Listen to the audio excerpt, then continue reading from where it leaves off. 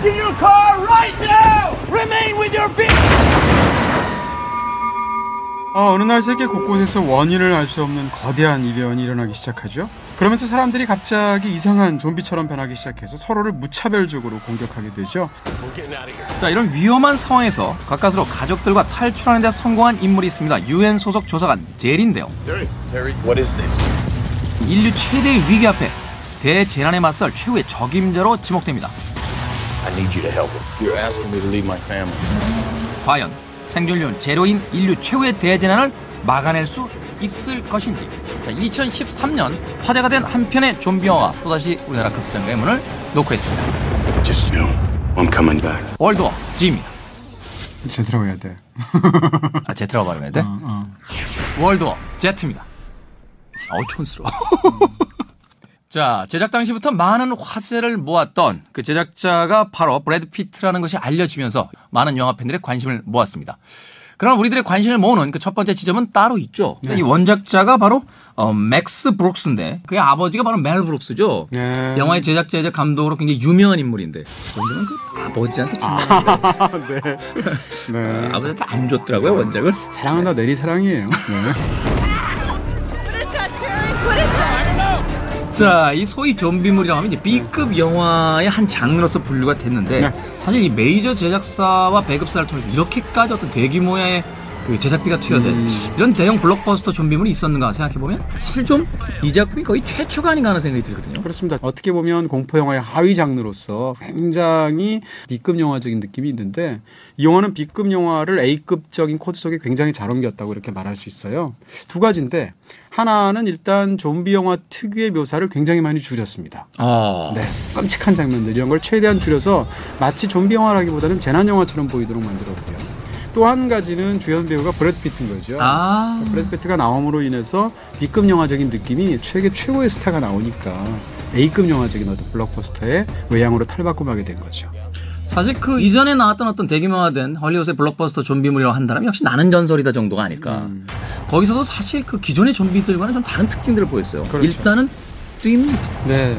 이게 아마 28일 후부터인 것 같아요. 그죠. 데니 보일 감독. 네. 원래 좀비는 느릿느릿 걸어오는 공포가 있는 건데 그렇게 함으로 인해서 굉장히 스피디한 그런 블록버스터 액션이 가능해지게 됐죠. 근데 이 영화는 그것을 거기다 하나 더 더해서 마치 좀비들끼리 약간 움직이는 레고 블록처럼 쓴 거예요. 막 질주하는. 그래서 영화의 그 예루살렘에서 펼쳐지는 장면을 보면 좀비들이 자신들이 막 그 탑을 쌓아나가면서 글쎄 말이에요. 네, 자신들의 그 동료들을 밟고 올라와서 결국 그 장벽을 넘어가는 장면들은 대단한 스케일이었어요. 거의 뭐 좀비 쓰나미 느낌이 들 정도로 압도적인 스펙터클을 보여주게 되죠. 근데 이 영화가 참 놀라운 건 그 바로 다음에 이어지는 장면도 굉장히 좋다는 거예요.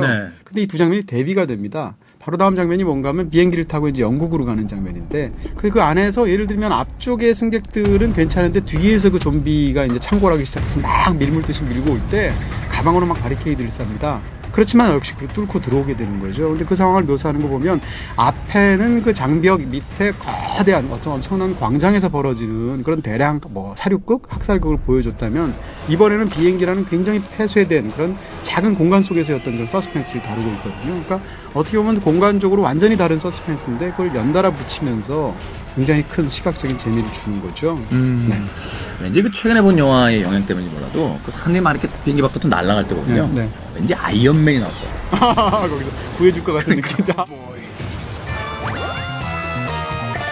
이 마크 포스터 감독이 굉장한 그 연출력을 발휘했다는 것이 사실 그렇게 긴 러닝타임에도 불구하고 그 사설로서 늘어질 수 있는 특히 어떻게 좀비가 창궐하게 됐는가라는 부분들 또 그것이 어떤 영향을 줬는가 하는 부분들을 아주 간략하게 보도의 형태로 맞아요. 그 설명을 해버림으로써 시간적인 제약도 굉장히 잘 극복을 했고 영화의 전체적인 리듬도 속도를 잃지 않으면서 움직일 수 있도록 잘 만든 것이 아닌가 하는 생각이 그렇죠. 듭니다. 그런 점에서 이 영화가 또 이제 모든 영화는 오락을 관객에게 주기 위해서 그 오락을 위한 정보를 줘야 되거든요. 그렇죠. 근데 이 영화는 정보를 처리하는 방식도 굉장히 영리해요. 예를 들어서 출근길에 엄청난 그 혼란이 벌어집니다. 그래서 가족을 대피시키면서 막 브래드 피트가 도망가는 상황인데 그 와중에 어떤 사람이 몰리는 걸 보고 속으로 카운트를 하게 되죠. 근데 12초 만에 그 사람이 좀비로 변하는 걸 보면서 아 좀비가 12초 만에 변한다는 것을 본인도 알고 관객한테 인지시켜주죠.